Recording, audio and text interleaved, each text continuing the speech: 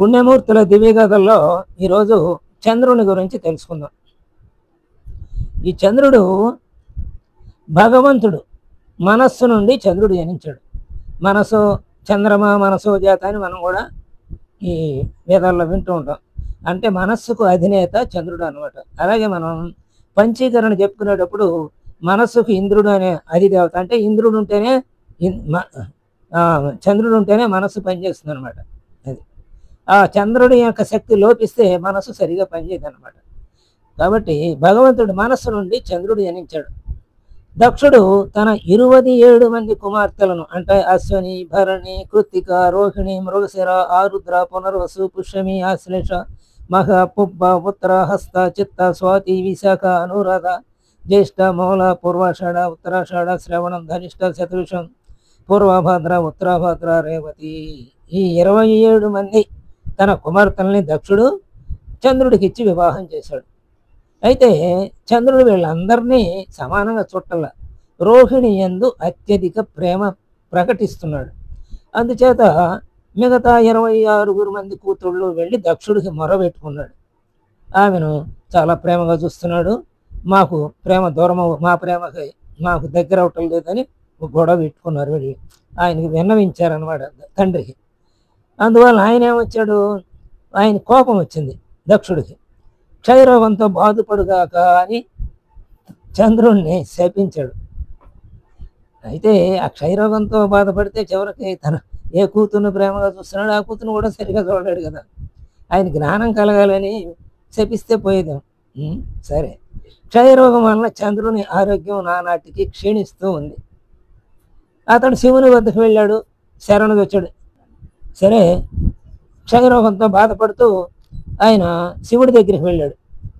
శివుడు కరుణించాడు, శిరస్సుపై ఉంచుకున్నాడు చంద్రుడు అన్నమాట.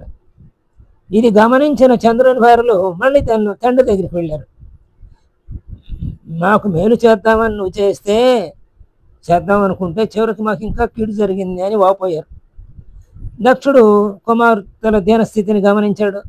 అందుకని శివుని వద్దకు ఆయన వెళ్ళాడు. దక్షుడు వెళ్ళి ఆ చంద్రుని అప్పగించమని, కుమార్తెలకు మేలు చేయమని శివుని అర్థించాడు దక్షుడు. కానీ శివుడు మన్నించలేదన్నమాట దక్షుని కోరికని. అంటే నా దగ్గరే ఉంటాడు చంద్రుడు అన్నాడు. అప్పుడు విష్ణుమూర్తి ప్రత్యక్షమయ్యాడు. శివుని యొక్క క్షయరోగంతో బాధపడుతున్నటువంటి చంద్రుని దక్షునికి ఇచ్చేసేయమన్నాడు. స్వచ్ఛమైన చంద్రకళని ధరించమన్నాడు. అప్పుడు అలా చెప్పితే శివుడు అందుకు అంగీకరించాడు అన్నమాట. అంటే దక్షిణ యొద్దకు వచ్చిన చంద్రుడిగా శుక్లపక్షంలో వృద్ధి నొందుతూ కృష్ణపక్షంలో క్షీణిస్తూ ఉన్నాడు. అత్రి మహాముని చాలా ఏళ్ళు ఘోర తపస్సు చేశాడు. ఆయన కన్నుల నుండి సోమరసం వచ్చింది. ఆ సోమరసాన్ని బ్రహ్మ ఏమన్నాడంటే దేవతాశ్రీలందరినీ సేవించమన్నాడు. వాళ్ళు దాన్ని తాగారు. వాళ్ళు గర్భవతులయ్యారు. అయితే గర్భభారాన్ని భరించలేకపోయారు. వాళ్ళు భరించలేక క్రిందికి వడిస్తే ఆ పిండాలన్నీ భూమిపై పడటానికి ముందుగానే చంద్రుని రూపం ధరించింది. ఆ పిండాలన్నీ కలిపి చంద్ర రూపం ధరించినాయి. బ్రహ్మ చంద్రుణ్ణి భూమిపై పడకుండా చేశాడు. ఓషధి సామ్రాజ్యానికి పట్టాభిషిక్తుని చేశాడు. అందుకే చంద్రుడి వలన ఔషధులు అంటే మనకి ఆరోగ్యానికి పనికి వచ్చేటువంటి మొక్కలే ఔషధులు. అంటే ఆ చంద్రశక్తి వలనే ఔషధి శక్తి మొక్కలలో చేరుతుందన్నమాట. అది చంద్రుడు మొక్కలు, ఔషధులు అంటే మొక్కలే. చంద్రుడు బృహస్పతి యొక్క శిష్యుడు. బృహస్పతి భార్య పేరు తార. ఆమె మిక్కిలి అందంగా ఉంటుంది. చంద్రుడు ఆమెను మోహించాడు. అయితే బృహస్పతి ఆశ్రమం, ఒకసారి ఇంద్రుడు యాగం చేస్తుంటే అక్కడికి వెళ్ళాడు బృహస్పతి. ఆ బృహస్పతి అక్కడ లేని సమయంలో, అంటే చంద్రుడు శిష్యుడు కదా, అందుకని అక్కడే ఉంచాడు, తన ఆశ్రమంలోనే ఉంచాడు, తన ఇంట్లోనే.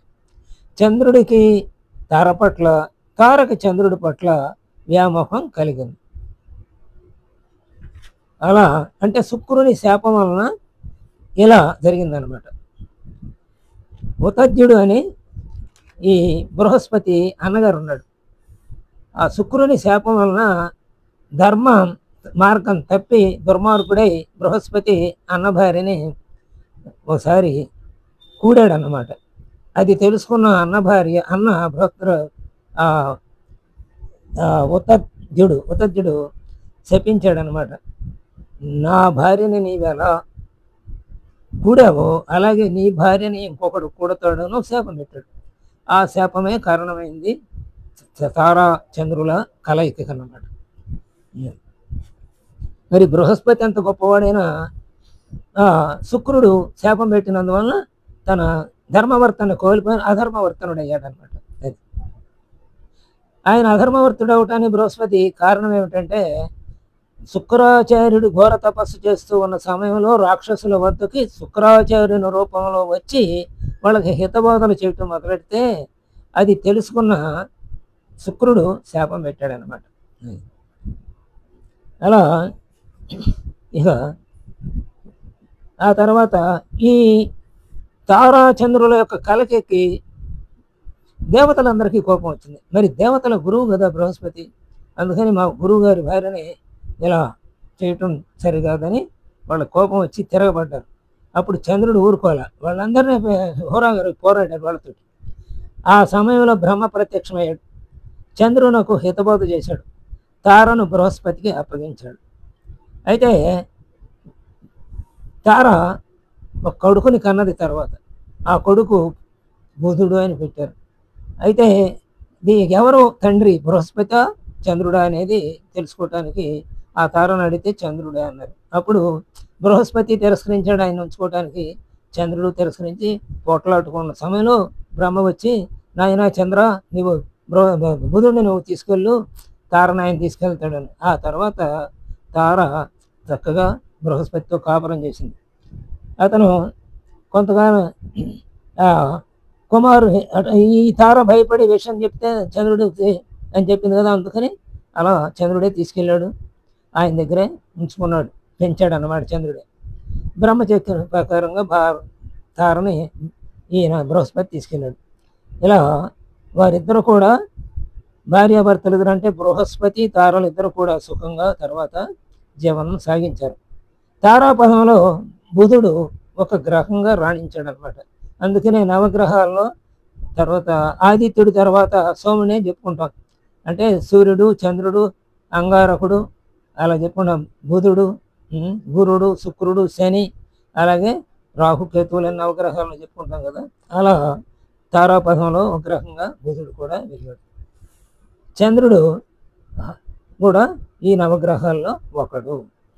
ఇది కాబట్టి ఎంత పెద్దవాళ్ళైనా సరే శాపాల వలన కొన్ని తప్పులు చేయటం, అసలు ఆ శాపాలు పొందటానికి కొంత అధర్మంగా వాళ్ళు ప్రవర్తించడం వలన శాపాలు జరుగుతుంటాయి.